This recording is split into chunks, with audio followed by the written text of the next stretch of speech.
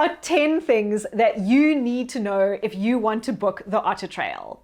First of all, there is an age limit on the Otter Trail. You cannot be younger than 12 years old and you cannot be older than 65 years old. In addition to meeting the age requirements, you are also going to have to submit a medical questionnaire when you start the trail.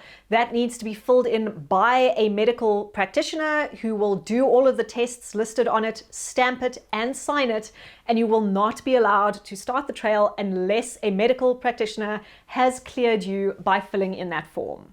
In addition to the medical questionnaire, you also are going to have to sign an indemnity form. So when you book for the Otter Trail, you will pay the base booking fee.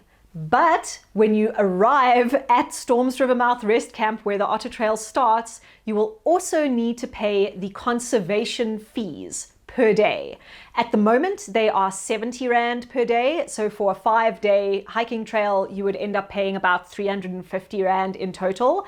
That is for South African nationals. If you are an international traveler, it will be significantly more expensive. The conservation fees per day at the moment for international travelers, I think, are 280 Rand per day. Another thing that you should definitely make sure to budget for is the fact that the start of the trail and the end of the trail are in two different places. So you may need to shuttle people around, additional petrol, or you may need to actually hire a shuttle to take you from the end to the start or from the start to the end. There are several services that do offer this. The Otter Trail allows 12 people to hike the trail per day, and those 12 places are usually fully booked. So even if you have only booked for 1 or 2 people, you will be sharing the trail with the other 9 or 10 people who have also booked on the same day as you.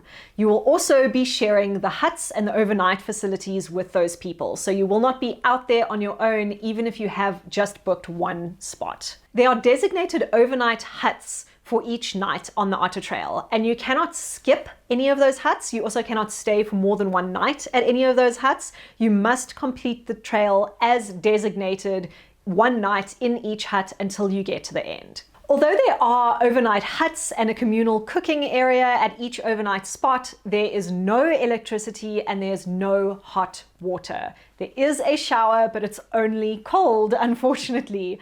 This is definitely something that you want to keep in mind if you are booking the trail in winter. Only people who have booked for the overnight Otter Trail hike are allowed on that trail.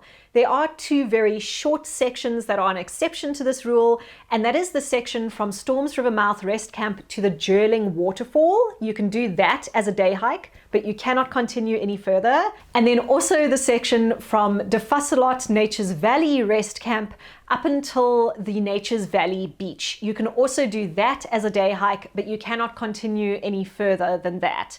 If you are caught trespassing on the trail, you will be banned from the Otter Trail, so definitely do not do that. If there's anything that you think I've left out that people should know before they book the Otter Trail, then please drop me a comment below. Thank you so much for watching this video. If you would like to see more from me, then you can click on my channel name to see videos that I've made in the past, or you can subscribe to my channel to see videos that I'm going to make in the future.